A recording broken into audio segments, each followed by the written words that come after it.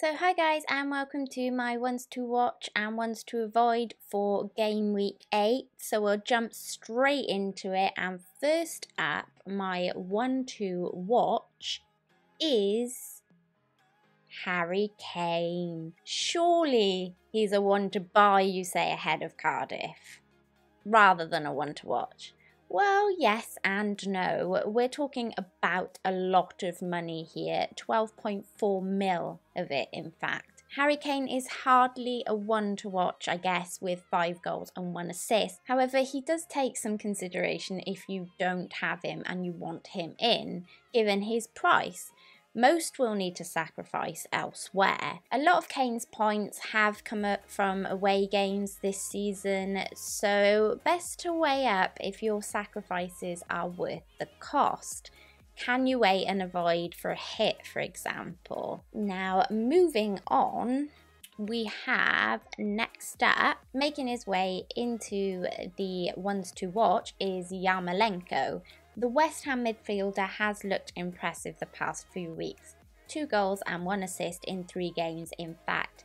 He's not the cheapest midfield at 6.8, but with West Ham's fixtures getting increasingly more appealing, he's definitely a one to watch. And last up on my list of ones to watch is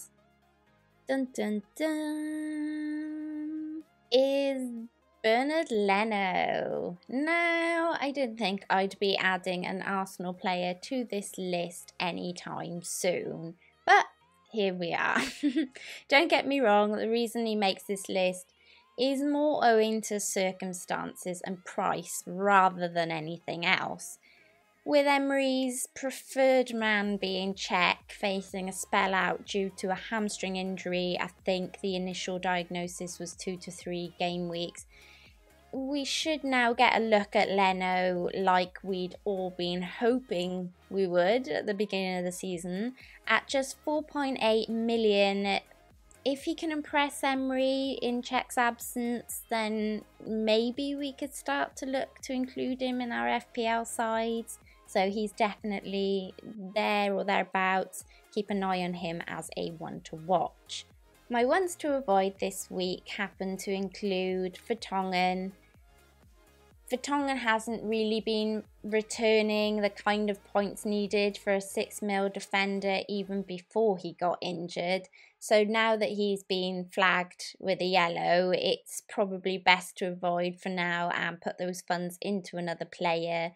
You could look at another player from the same club, given they have Cardiff up next, but plenty of options at that 6 mil price. I mean, you know, you're not struggling for money there, really, are you? And so I will move on to our next one to avoid, and I have to go all the way to Man United for this one, and I'm actually going to go with David De Gea.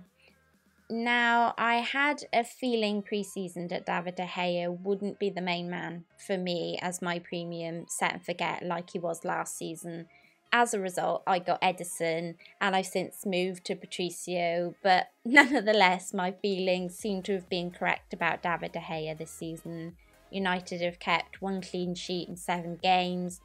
De Gea is now sat 12th on the goalkeepers points list, I think, and at 5.9 he's still the most expensive goalkeeper in the game.